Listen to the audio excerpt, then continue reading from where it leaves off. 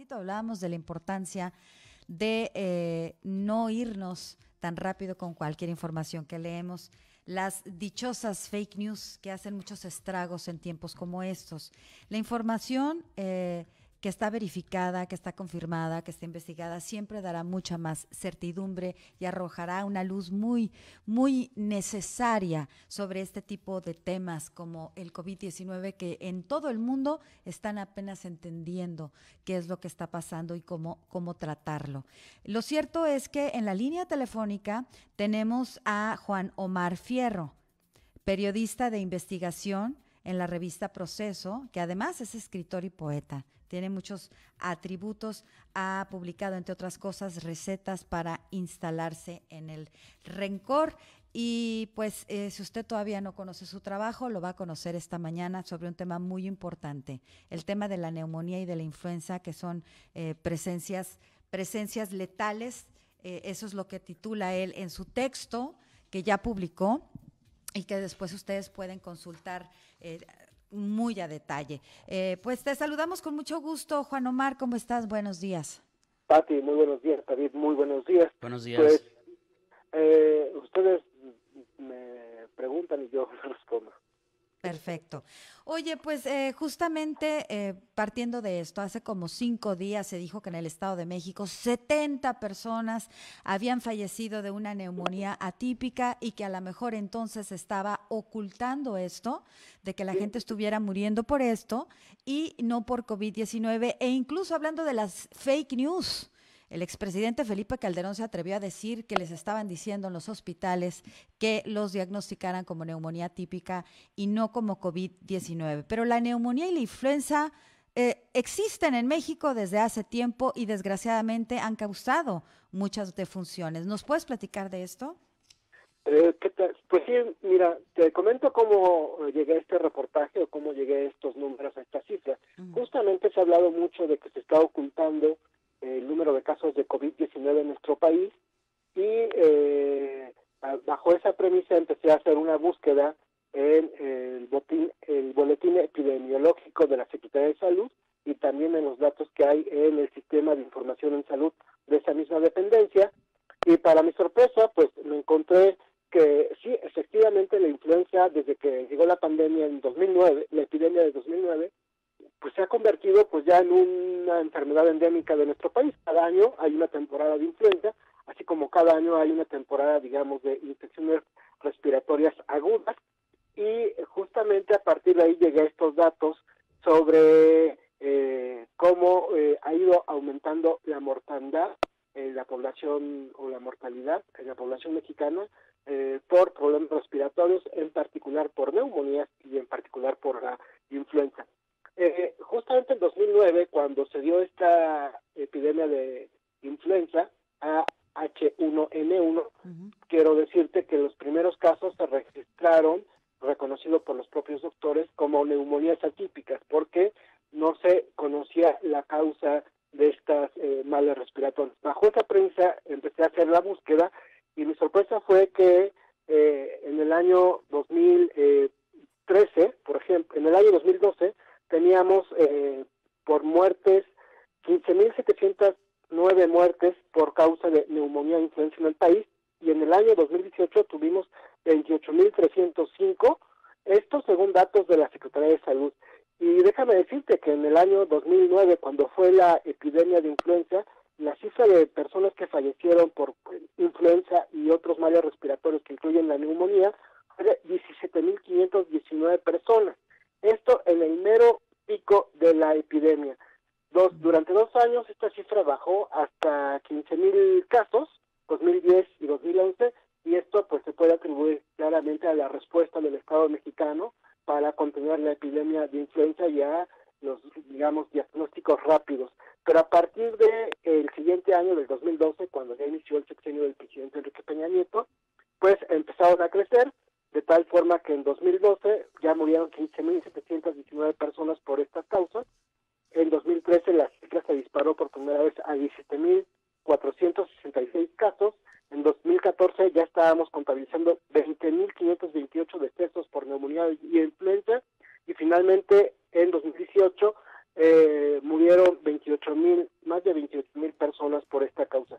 Son datos de la Dirección General de Epidemiología, son datos de la Dirección General de Salud, que están abiertos, y por eso la investigación solo llega hasta el 2018, están abiertos hasta el 2018. Falta que se actualicen en 2019 y, por supuesto, falta que se actualicen a 2020, pero bueno, son datos que se dieron a conocer en el número pasado de la revista Proceso y que de alguna forma han sido retomados por muchos ahora que se dio este debate sobre las neumonías atípicas, y decir que las neumonías atípicas pues son las neumonías que causa un agente viral o un agente bacteriano sin que se conozcan exactamente, digamos,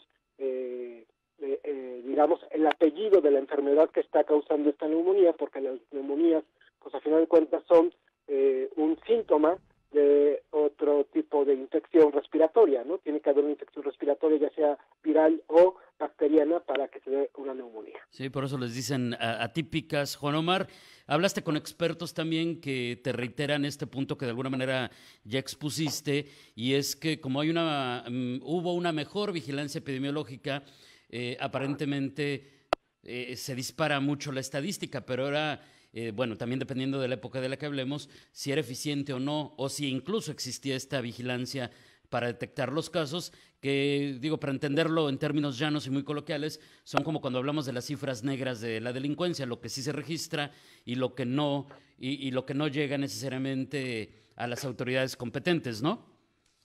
Exactamente, los expertos atribuyen a tres causas básicamente que se hayan incrementado los decesos por causas respiratorias, incluyendo influenza y neumonía.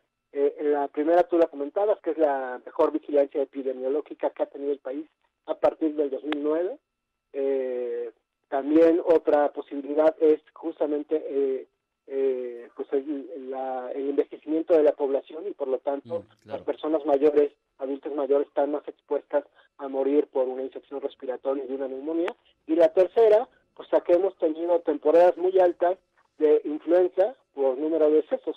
Justamente entre la temporada de 2017 y 2018 de influenza dejó más de 700 personas muertas, cuando pues ha habido años en los que esta cifra baja a 130 casos o 130 decesos. Entonces tuvimos un pico en la influenza que no habíamos observado, digamos, los que no somos especialistas en salud, pero que seguramente las autoridades sanitarias debieron haber reportado entre 2017 y 2018. No recuerdo de una alerta en especial, pero bueno, hubo una temporada fuerte de influenza entre 2017 y 2018 con estas cifras. Uh-huh. Y bueno, pues lo importante es decir que estas son cifras oficiales.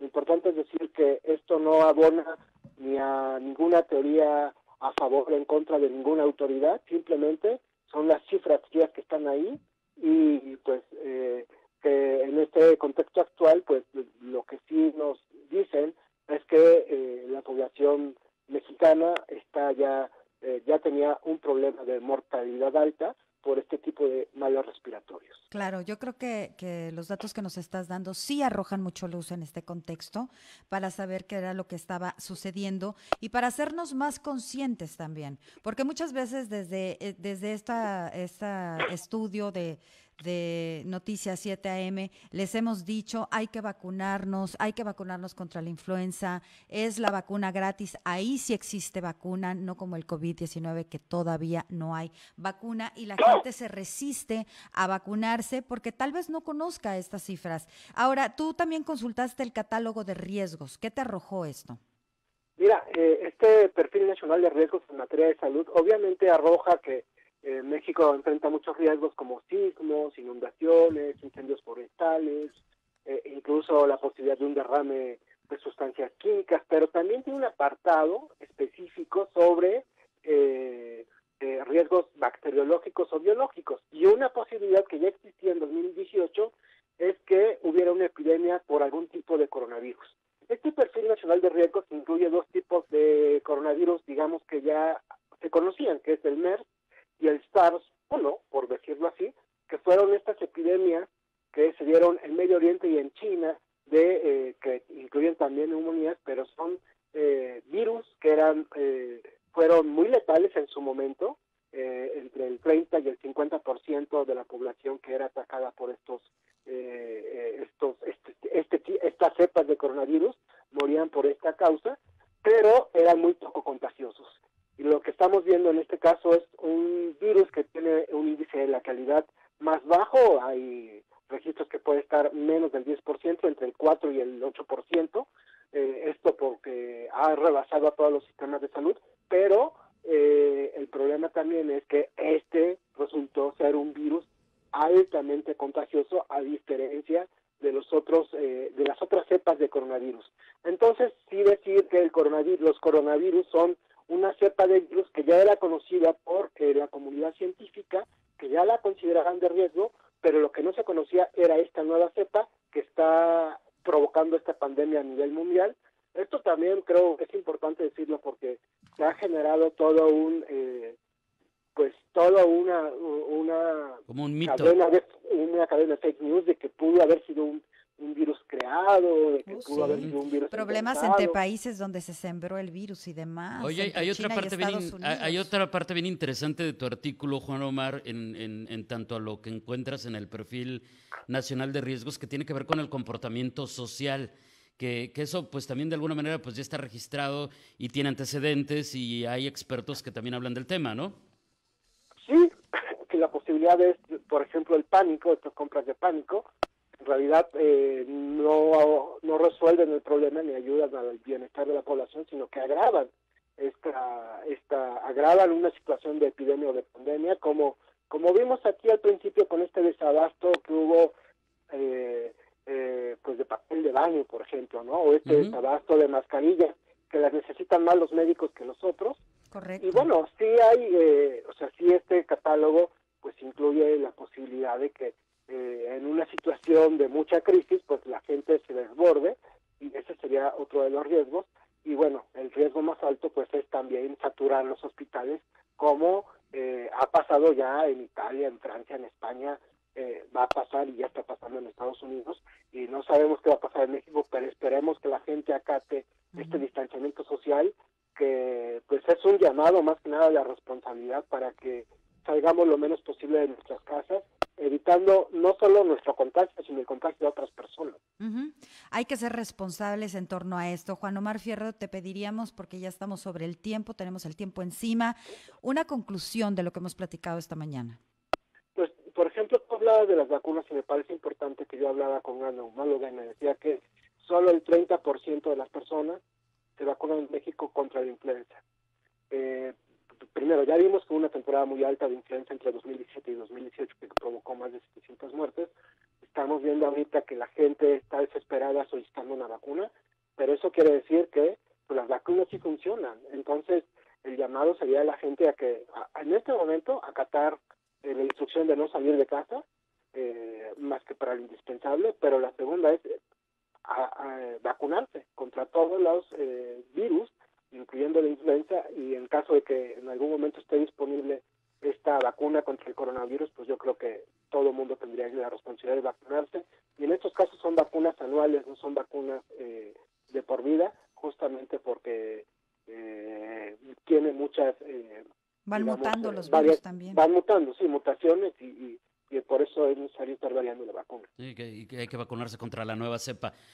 Juan Omar, muchísimas gracias. Si usted quiere consultar todo lo que nos acaba de platicar a detalle, Juan Omar, este reportaje se publicó el 22 de marzo en la edición 2264 de la revista Proceso, o búsquela en el sitio virtual de Proceso, en su portal, como Neumonía e Influencia, Presencias Letales, de Juan Omar Fierro, a quien encuentra también en redes sociales como @Juan Omar Fierro. Gracias, Juan Omar, buenos días.